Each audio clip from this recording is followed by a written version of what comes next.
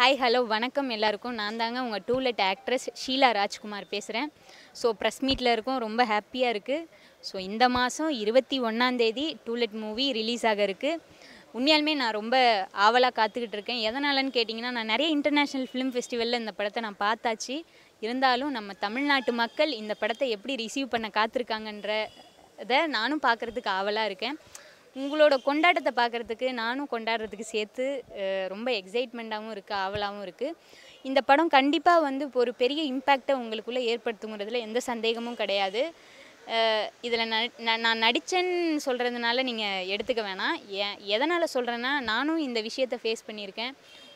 வீடு அப்படின்ற ஒரு விஷயம் ஒரு மனுஷனை வந்து என்னெல்லாம் பண்ணுது அப்படின்றத வந்து இந்த படம் தெளிவாக சொல்லியிருக்கு. நானும் ஒரு வாடகை வீட்டில் இருந்து நிறைய கஷ்டப்பட்டிருக்கேன். ஸோ அதை தான் இந்த படம் சொல்லியிருக்கு. ஸோ நான் அதில் நடிச்சிருக்கேங்கும்போது ரொம்ப ஹாப்பியாக இருக்குது. ஸோ ஸ்க்ரீனில் வந்து நீங்கள் என்னை பார்க்கும்போது நீங்களாக தான் என்னை பார்ப்பீங்க. ஏன்னா நீங்களும் அதை கடந்து வந்திருக்கலாம், இல்லை நீங்கள் பார்த்துருக்கலாம், நீங்கள் கேள்விப்பட்டிருக்கலாம்.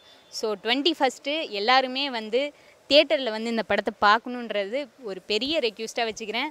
ஸோ எல்லாருமே சேர்ந்து கொண்டாடுறதுக்கு வெயிட் பண்ணுவோம். Thank you so much. வணக்கம், நான் சந்தோஷ் நம்பிராஜன், டூலெட் படத்தோட கதாநாயகன்.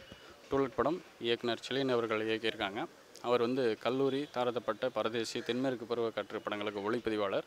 அவர்கிட்ட நான் 10 வருட காலம் வந்து உதவி ஒளிப்பதிவாளராக வேலை செஞ்சேன்.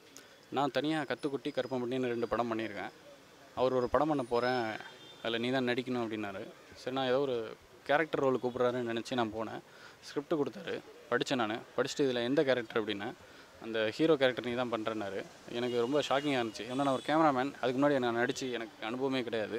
இதில் என்ன எதுக்கு தேர்ந்தெடுத்தீங்கன்னு அவர்கிட்ட கேட்டப்போ, இது ஒரு இன்டர்நேஷ்னல் ஃபிலிம் ஃபெஸ்டிவலுக்கு நம்ம அனுப்ப போகிறோம்.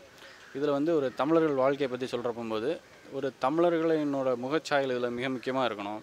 அந்த ஒரு நிறம் ரொம்ப முக்கியம். அது மட்டும் இல்லாமல் ஒரு தமிழர்களின் அடையாளமாக உன்னோட முகம் இருக்குன்னு நினைக்கிறேன். இன்னொன்று, இது எளிய மக்களோட கதை. இதில் ஒரு மிகப்பெரிய நடிகரை போட்டோம், அவங்க வீடு தேடுறாங்க அப்படின்னா அதை நம்ப மாட்டாங்க மக்கள். இன்னொன்று, அது வந்து வேறு மாதிரியாக இருக்கும். இதில் நல்ல வந்து உடம்பெல்லாம் ஏற்றிட்டு முகத்தில் ஒரு போஷாக்காக போய் வந்து வீடு தேட மாட்டாங்க. ஒரு நடுத்தர மக்களோட வாழ்க்கையை சொல்லும்போது முகத்திலே வந்து அந்த இது தெரியணும், கண்கள் அந்த ஒரு தேடல் தெரியணும் அப்படின்னாரு. உண்மையிலே வந்து அது எனக்கு மிகப்பெரிய ஒரு சவாலாக இருந்தது. ஏன்னா அவங்க ஒரு ஷூட்டிங் முடிவு பண்ணி ஒரு 3 மாதத்தில் சொன்னாங்க, 3 மாதத்தில் ஷூட்டிங் ஆரம்பிக்க போகிறோம், அதுக்குள்ளே நீ தயாராகிரு அப்படின்னாங்க. எனக்கு அவர் சிலையன் சார் வழிகாட்டினார். ரெஜின் ரோஸுங்கிறவர் கூத்துப்பட்டுற மாஸ்டர், அவர் எனக்கு பயிற்சி கொடுத்தாரு. என் கூட நடித்த ஷீலா ராஜ்குமார், தருண் பாலா, நான் 3 பேரும் ஒரு 2 மாதம் தொடர்ந்து ரிஹர்சல் பண்ணோம். திரைக்கதையில் இருக்க மொத்த வசனத்தையும் நாங்கள் மனப்பாடம் பண்ணிட்டோம் 3 பேரும். அது மிகப்பெரிய ஒரு விஷயமா இருந்தது. நாங்கள் திட்டமிட்டதே வந்து 30 நாளுக்குள்ளே இந்த படத்தை முடிக்கணும் அப்படின்னு. ஆனால் வெற்றிகரமாக வந்து 28 நாள்லேயே அந்த படத்தை முடித்தாச்சு. அதுக்கு வந்து இயக்குனரோட திட்டமிட்டதெல்லாம் மிக முக்கிய காரணம். நடிப்பு வந்து எனக்கு ஒரு புதிய அனுபவமாக இருந்தாலும் அந்த கேரக்டர் வந்து நானும் ஒரு வீடு தேடி இருக்கேன். அதனால் வந்து ஈஸியாக அந்த கேரக்டர் என்னால் கிரகிக்க முடிஞ்சுது. அது இல்லாமல் எனக்கான சீன்கள் அதில் நிறையா இருந்துச்சு. பெர்ஃபார்ம் பண்ணுறதுக்கு அது என்ன எப்படி பண்ணுறது என்னென்று முன்னாடியே நாங்கள் தீர்மானிச்சுட்டு போனதுனால ஒரு சுலபமாக இருந்துச்சு, வேகமாகவும் பண்ண முடிஞ்சிச்சு. இந்த படம் உலகளவில் 32 விருதுகள் வாங்கியிருக்கு. இது தேட்டருக்கு வந்து பிப்ரவரி 21 வருது. நீங்கள் இதை தேட்டரில் பார்க்குறது வந்து எங்களுக்கு மிகப்பெரிய மரியாதை, பாராட்டு. எங்களுக்கு அது ஒரு விருதாகவும் அமையும். நன்றி. என் பேர் தருண் பாலா. படத்தில் வந்து என் பேர் சித்தார்த்து. நான் அப்போ எனக்கு 4 வயசு. இப்போ எவ்வளோ வயசுன்னு தெரியுமா? 6 வயசு. அப்போ நான் யூகேஜி படிச்சுட்டு இருந்தேன். இப்போது எவ்வளோ படிக்கிறேன்னு தெரியுமா? 1st ஸ்டாண்டர்ட் வேலுமாள் வித்யாஸ்ரம் படிக்கிறேன். அதுக்கப்புறம் என் கூட யார் நடித்தாங்கன்னா, சந்தோஷ் அங்கிள், ஷீனா ஆண்டி, அதுக்கப்புறம் நான். அதுக்கப்புறம் செழியன் அங்கிள் என்னை நடிக்க சொல்லுவாங்க, அப்படியே நடிச்சிடுவேன். அதுக்கப்புறம் என்னை சில நேரம் தூங்க சொல்லுவாங்களா, நான் தூங்கிடுவேன், நிஜமாலே தூங்கிடுவேன். அதுக்கப்புறம் எந்திரிச்சு பார்த்தா நைட் ஆகிடும். அதுக்கப்புறம் என்னை டேடி கூட்டிகிட்டு போயிடுவாங்க. அதுக்கப்புறம் வந்து எல்லா வீட்டு கேட்லேயும் எங்கள் படம் தான் மாட்டிகிட்ருக்கோம், போர்டு.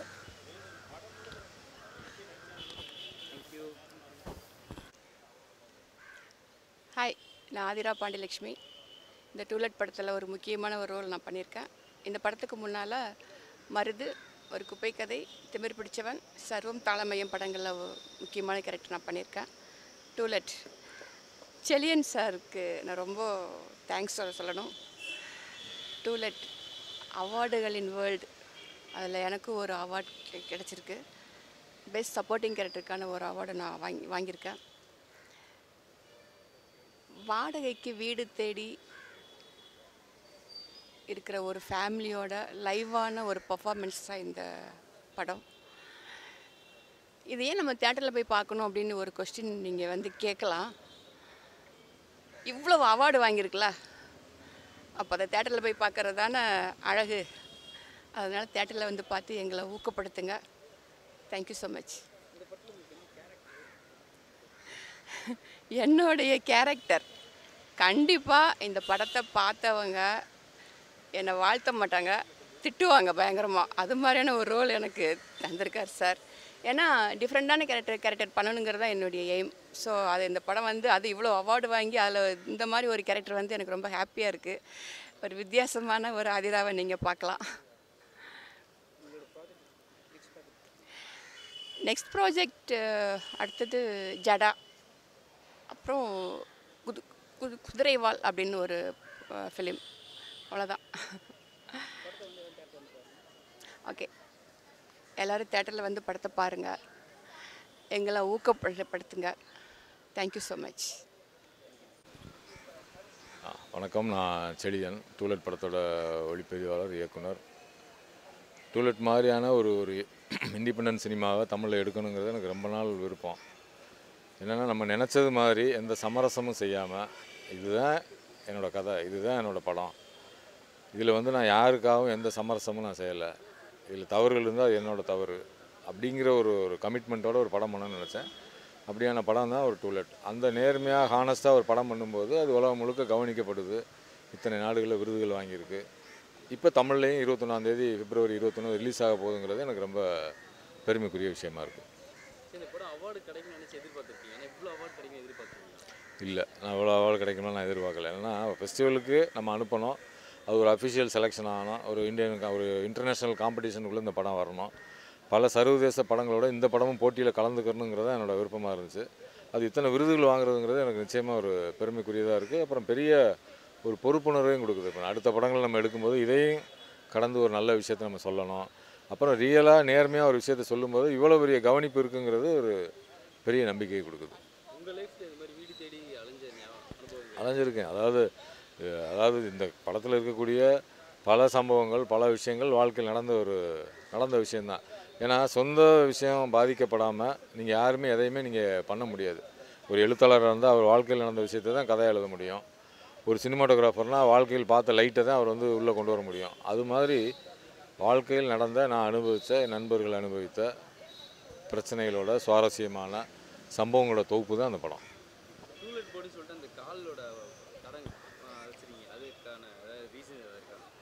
அந்த காலை டிசைன் பண்ணவர் சந்தோஷ் நாராயணன், என்னோடய ஃப்ரெண்டு, ஆர்டிஸ்ட்.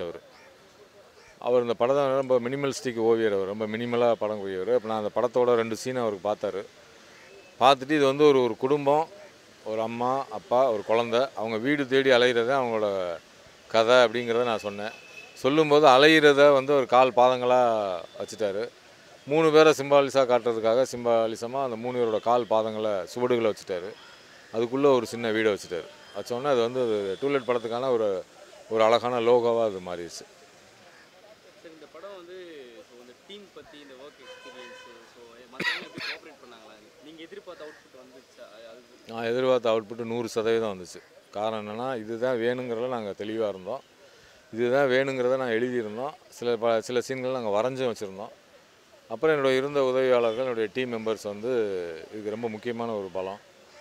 அப்புறம் குறிப்பாக இந்த படத்தோட எடிட்டிங் ஸ்ரீகர் பிரசாத் சார். அவர் தமிழின் முக்கியமான, இந்தியாவின் முக்கியமான, உலகத்தில் முக்கியமான இயக்குநருக்கெல்லாம் படம் பண்ணியிருக்காரு. இலங்கை இயக்குநருக்கு படம் பண்ணியிருக்காரு. அப்போ அவர் இந்த படத்தை பண்ணுறேன் அப்படின்னு ஒத்துக்கிட்டு அவர் உள்ளே பல விஷயங்கள் என்னை கைட் பண்ணார். அவர் முக்கியமான டெக்னீஷியன் இந்த படத்துக்கு. அப்போ அந்த படத்தில் நாங்கள் சவுண்டை ரொம்ப ப்ரிசைஸாக, ரொம்ப நுட்பமாக, அந்த காட்சிக்கும் சத்தத்துக்கும் சவுண்டுக்கும் எந்த அளவுக்கு உறவு இருக்குது அப்படின்னு ஒர்க் பண்ணி நாங்கள் பண்ணோம். அப்படி பண்ணும்போது நல்ல சவுண்ட் டிசைனர் வேணும் அப்படின்னு நான் முடிவு பண்ணோம். அந்த சவுண்ட் டிசைனர் தபஸ் நாயக்கு ரொம்ப சென்சிபிளான பர்சன், ரொம்ப அழகாக அந்த படத்தில் சவுண்ட் டிசைன் பண்ணியிருக்காரு. அப்புறம் எங்கள் டீம் தான். அப்போ என்னோடய அசோசியேட் மணி வந்து இந்த படத்துக்கான ஒரு ஆப்ரேட்டிவ் கேமராமேனாக இருந்தார். அப்புறம் சிவகுமார் வந்து படத்தோட அசோசியேட் கோஆர்டினேட்டராக இருந்தார். சுதீர் செந்தில் நண்பர் கோஆர்டினேட்டராக இருந்தார்.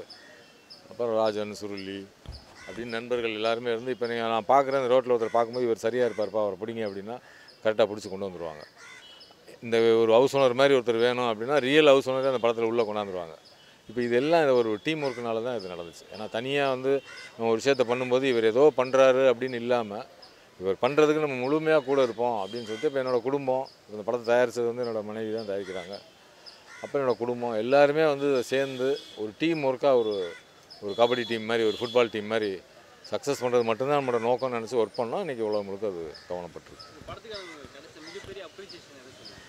மிகப்பெரிய அப்ரிசியேஷனுங்கிறது நான் பார்த்து வியக்கிற சமகாலத்து இயக்குனர் வந்து ஹாலிவுட்டில் வந்து 2 ஆஸ்கார் அவார்டு வாங்கின ஈரான் டைரக்டர் அஸ்கார் ஃபர்காதி. அவர் வந்து ஈரானில் வந்து சேல்ஸ்மேன், செப்பரேஷன் 2 படம் பண்ணியிருக்காரு. 2 உலகத்தையே திரும்பி பார்க்க வச்ச ஒரு அற்புதமான குடும்ப படம். அந்த படத்தோட டைரக்டர் வந்து ஆர்மீனியாவில் வந்து நான் ஒரு ஃபெஸ்டிவல் போயிருக்கும்போது அங்கே ஜூரியாக இருந்தார். அவரை பார்த்து என்னோடய அன்பை சொல்கிறதுக்காக, சார் உங்கள் படம் எனக்கு பிடிக்கும், உங்களோட ஃபாலோயர் நான் ரொம்ப பிடிக்குன்னு சொல்லும்போது, நீங்கள் யார் அப்படின்னு கேட்டார். நான் சொன்னேன், நான் வந்து என்னோடய பேர் செல்லியன், நான் இந்தியாவிலேருந்து வந்திருக்கேன், டூலெட்னு ஒரு படம் எடுத்துருக்கேன். டூலெட்டுன்னு சொன்னோடனே அவர் என்னை கையை படுத்திட்டார். உங்கள் படத்தை நான் பார்த்தேன், ரொம்ப பிரமாதமான படம், அதை பற்றி விரிவாக பேச ஆரம்பித்தார். அதோட சினிமாட்டோகிராஃபி, அதோட ஸ்கிரிப்ட்டு, அந்த நடித்தது அவ்வளோ லைவாக எப்படி நீங்கள் கொண்டு வந்தீங்க இந்த சின்ன பையனை அப்படின்னு பேசினார். இது எனக்கு ரொம்ப பெரிய பெருமைக்குரிய விஷயமா இருந்துச்சு. அப்போ அவர் இன்னொருத்தரை கூப்பிட்டு அறிமுகப்படுத்தினார், லேரி இங்கே வாங்க அப்படின்னு சொல்லி. அந்த லேரி யாருன்னா ஸ்டான்லி குப்ரிக்கோட சினிமாட்டோகிராஃபர். அவர் 75-80 வயசு இருக்கும். அவர் வந்து படத்தை பார்த்தேன், இட்ஸ் வெரி வெரி இந்தியன், அதாவது இந்தியாவில் இப்படி தான் இருக்குங்கிறத 100% பண்ணியிருக்கீங்க, சினிமாட்டோகிராஃபி எக்ஸ்ட்ரானரியாக இருக்குது அப்படின்னு எனக்கு ஒரு பெரிய ஒரு மெயில் எனக்கு போட்டிருந்தார். இந்த 2 பேரோட பாராட்டுங்கிறது என்னை மறக்க முடியாத பாராட்டு. ஏன்னா 2 பேருமே வந்து இன்டர்நேஷ்னல் சினிமாவில் ரொம்ப டாப் மோஸ்ட் இடத்துல இருக்கக்கூடியவங்க. அவங்க ஒரு தமிழ் படத்தை பார்த்து எங்களை பாராட்டுறாங்கிறது ரொம்ப பெருமைக்குரிய ஒரு விஷயம்.